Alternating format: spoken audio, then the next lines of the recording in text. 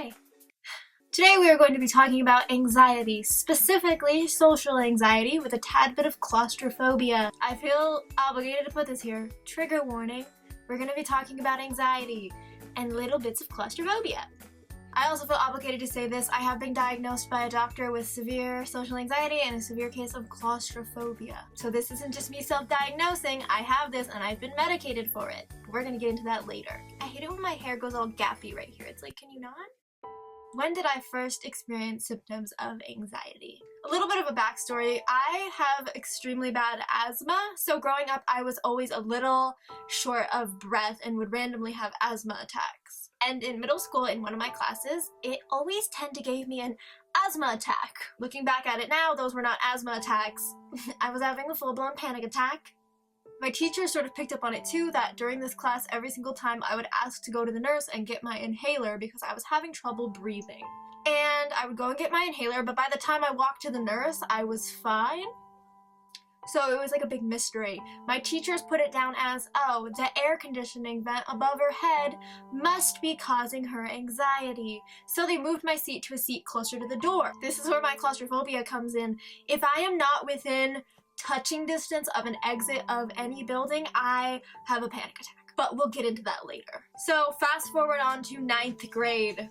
I'm still experiencing this, but instead of just one class, it's every single class except for choir and math, strangely.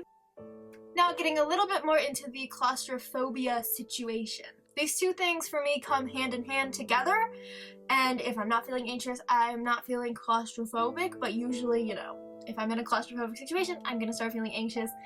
I have not been able to eat inside of a restaurant at a table since I was in 6th grade. People always think I'm weird for not being able to eat in a restaurant, but it started out like this. My anxiety when I'm out and about and around people or in a space I'm not used to makes me extremely nauseous. I have explained it to other people as if I suddenly get a case of the flu every single time I leave the house. This is talking in the past because I've gotten a little bit better now, but back then it seriously felt like I had become physically ill every time I left the comfort of my own house or like the stores in my general area that I've gotten used to. It started out with restaurants. One time I went to a restaurant and we were sitting down and my vegan chicken nuggets came and oh my god, I couldn't eat them because I was so nauseous. My mind continued to race for years and years and suddenly I couldn't eat in restaurants anymore. That annoyed my family a lot because I would go to the restaurant, sit down, order food, and take it all to go. Waitresses find it really weird when you order food and you don't even move it on the plate, but even thinking about eating food in public made me super sick and I didn't want to throw up because that's also one of my fears, throwing up in public. Of course I wouldn't have thrown up because I wasn't actually physically ill, it was just a mental thing, but still, you'd probably think it stops there. No, of course. Then one time I went shopping at the mall with my mom at Forever 21, and I went into the store and my mom wanted to go return something at the checkout, but the one on the bottom floor was closed, so she went to the one on the top. She said, "Stay here, I'll be right back." Here I was alone in a giant store, and she had left me not by the exit, and like I said earlier, if I'm not by an exit, I get extremely... So I'm in the store and I'm freaking out. I can't breathe. I have to go outside. My mom can't find me for like 2 hours because she's like, she has to be in the mall somewhere. That happened. For about 3 years, I was not able to set foot in a mall, a Walmart, a Target, any large store where I couldn't see the exit from everywhere I was standing. I could not step foot in because I felt like I always needed an escape, and if I couldn't see the exit, I was trapped.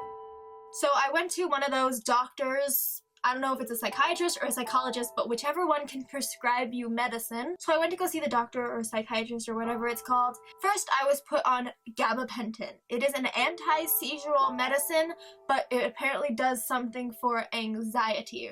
I was started on a pretty low dosage and it really did nothing. I tried it for weeks and I saw no results.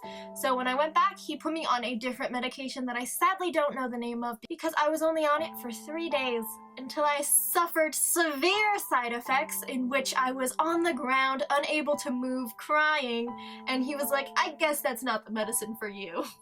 Yes, good sir, it definitely was not. So then he decides, you know what, gabapentin again, let's try it, and he boosts the dosage up. So I'm on this for weeks, no change. And he boosts the dosage up again. no change. And then guess what? He boosts the dosage up again. And then my dad sat in on a couple sessions and he realized that this man was asking me the exact same set of 10 questions every single time I went to him. And he was like, literally like $300 a session. So we decided he was a whack job and I took off the medicine.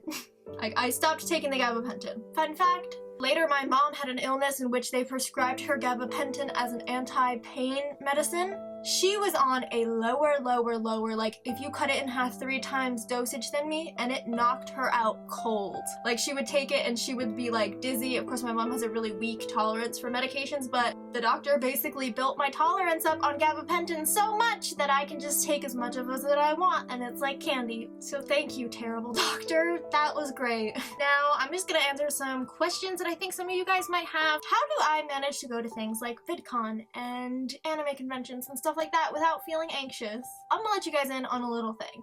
Up until this last VidCon where Monique came with me, I did not eat on my vacations to LA or Anaheim. I would bring bagels and I would take 1 bite in the morning and just feel like I was going to explode the entire day. Like my body was going to literally implode. I was so ill and ugh.